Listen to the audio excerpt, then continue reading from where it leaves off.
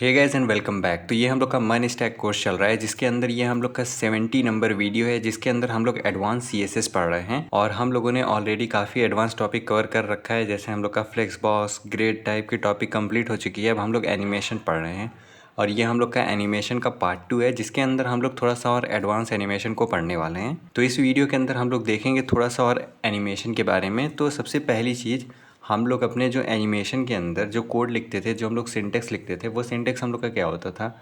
हम लोग सबसे पहले @ लिखते थे, उसके बाद हम लोग की फ्रेम्स लिखते थे और उसके बाद हम लोग अपने एनिमेशन का नाम लिखते थे। ठीक, उसके बाद ये जो हम लोग का एनिमेशन है, उस एनिमेशन में हम लोग सबसे पहले फ्रॉम लिखते थे। ठीक, फ्रॉम के बाद हम लोग एक टू लिखते थे और उसके अंदर टू की प्रॉपर्टी लिखते थे। बट अब हम लोग यहाँ पे अपने इस फ्रॉम को और टू को रिप्लेस कर देंगे अपने परसेंटेज से।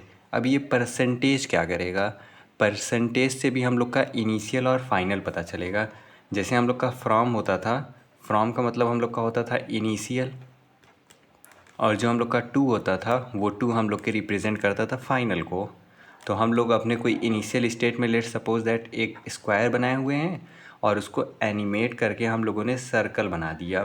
ठीक, तो ये होता था हम लोग का फ्रॉम से लेकर के टू का स्टेट। बट अब हम लोग यहाँ पे परसेंटेज देंगे। एग्जांपल के लिए सबसे पहले लेट सपोज दैट मैंने एक 0% क्रिएट किया।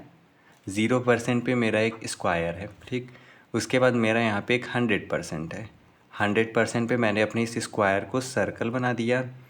बट मैं चाहता हूँ कि मैं अपने 50% पे इस स्क्वायर को ट्रायंगल बना दूँ।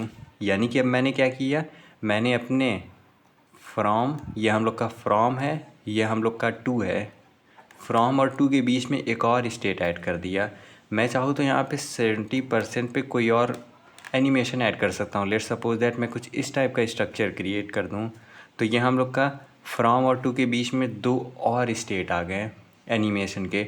यानी कि अब हम लोग अपने पर्टिकुलर एनिमेशन के अंदर और ज़्यादा कंट्रोल क्रिएट कर सकते हैं, और ज़्यादा कंट्रोल आ गया हम लोग के हाथ में।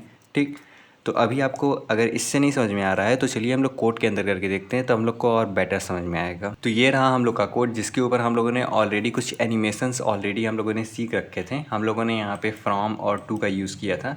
अब मैं क्या करता हूँ, मैं यहाँ पे अगेन एक और मैं यहाँ पे एनिमेशन ऐड करता हूँ। तो सबसे पहले हम लोग क्या करेंगे, की फ्रेम लिखेंगे और उसके बाद अपने एनिमेशन का नाम तो मैं लिख देता हूँ यहाँ पे लेट सपोज दैट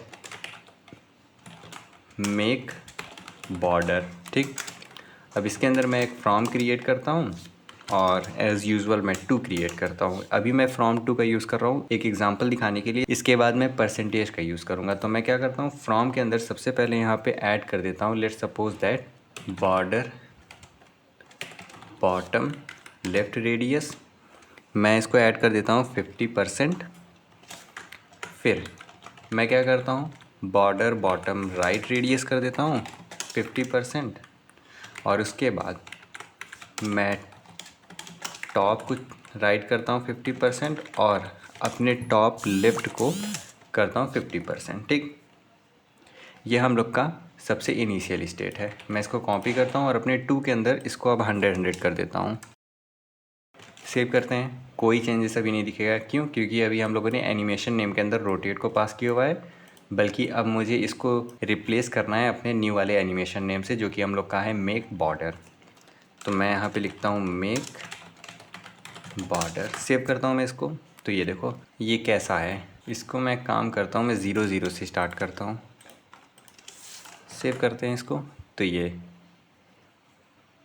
हम लोग का बॉर्डर फिर यहाँ तक बना, 0 से स्टार्ट हुआ, फिर वो हम लोग के 100 पे गया, फिर 100 से 0 पे आ गया। ठीक, तो ये कुछ इस तरह काम कर रहा है। बट लेट सपोज दैट मैं इसके बीच में कोई और स्टेट ऐड करना चाहता हूँ, या फिर मैं स्टेट न ऐड करके मैं चाहता हूँ कि हम लोग का जो ये पूरा चारों बॉर्डर है ये अलग अलग स्पीड से, अलग अलग रेंज पे, अलग अलग टाइप से वर्क करे। यानी कि लेट सपोज दैट मैं चाहता हूँ कि सबसे पहले हम लोग के 20% पे हम लोग का टॉप राइट मूव हो, उसके बाद अगले 20 पे ये वाला हम लोग का लेफ़्ट वाला मूव हो, फिर बॉटम वाला अगले 20 पे मूव हो। अभी आपको नहीं समझ में आ रहा है तो मैं क्या करता हूँ, यहाँ पे एक और मैं की फ्रेम्स क्रिएट करता हूँ और इसको भी मैं मेक बॉर्डर 1 नाम देता हूँ। ठीक है, अब मैं यहाँ पे सबसे पहले 0% से स्टार्ट करता हूँ और अपने 0% पे मैं चाहता हूँ कि हम लोग का जो ये बॉटम वाला लेफ़्ट रेडियस है ये 100 पे आए।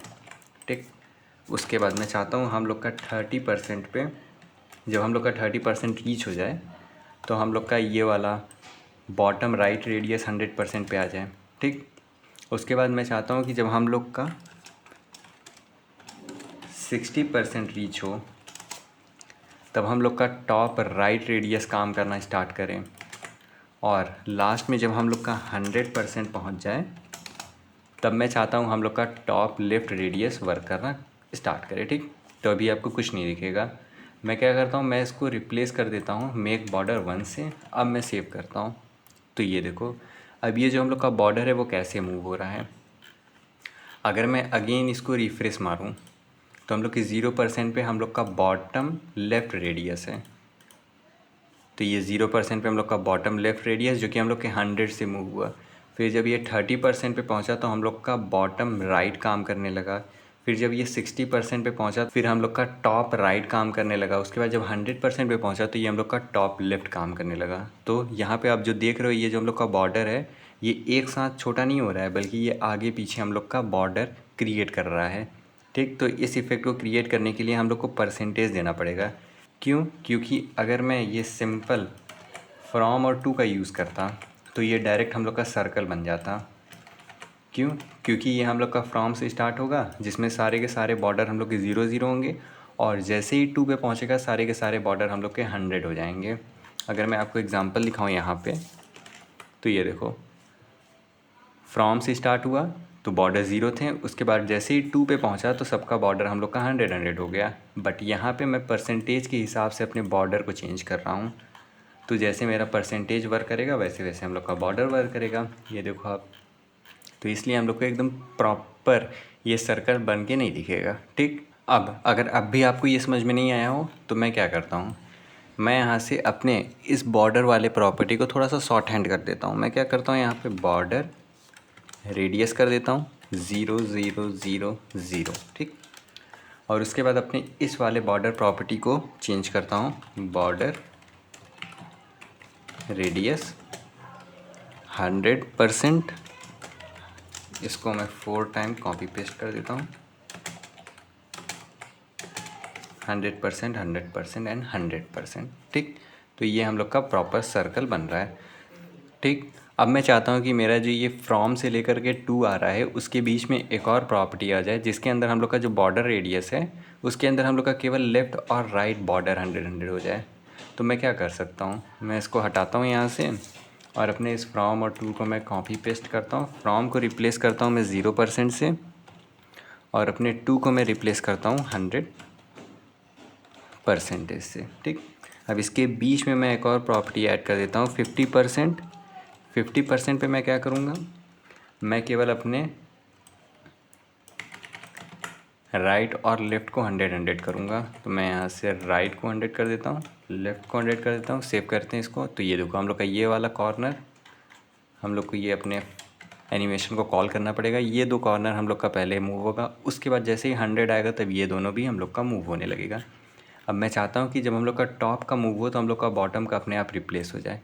तो मैं इसको 0 0 कर देता हूँ। तो देखो सेव करूँ मैं, सबसे पहले हम लोग का बॉटम का आएगा, जब ये टॉप का हम लोग का कर्व लेगा तब हम लोग का बॉटम का हट जाएगा, फिर बॉटम का मूव होगा तो टॉप का हट जाएगा। तो इस टाइप का हम लोग एनिमेशन अपने परसेंटेज की हेल्प से कर सकते हैं। ये थोड़ा सा हम लोग का एडवांस है बट बहुत ईजी है, आप कोड करो आपको एकदम समझ में आ जाएगा।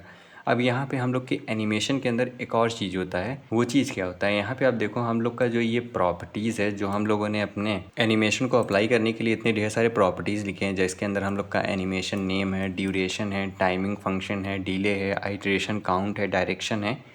इसको हम लोग एक शॉर्ट हैंड के अंदर भी लिख सकते हैं। वो शॉर्ट हैंड हम लोग का क्या होता है, तो वो शॉर्ट हैंड हम लोग का एनिमेशन होता है। यानी कि हम लोग केवल एक एनिमेशन लिखेंगे और अपने सारे के सारे वैल्यूज़ को हम लोग पास कर देंगे। अब इसके अंदर जो हम लोग का सीक्वेंस होता है वो हम लोग का सेम होना चाहिए। यानी कि सबसे पहले नेम आएगा, फिर ड्यूरेशन, फिर टाइमिंग फंक्शन, फिर डिले, फिर आइटरेशन काउंट, उसके बाद हम लोग का डायरेक्शन आएगा। तो यहाँ पे जो हम लोग का यहाँ पे नेम है, एनिमेशन का नेम, वो हम लोग अपने नेम के अंदर पास कर देंगे। लेट्स सपोज दैट मैं इसको पास कर देता हूँ माई बॉर्डर।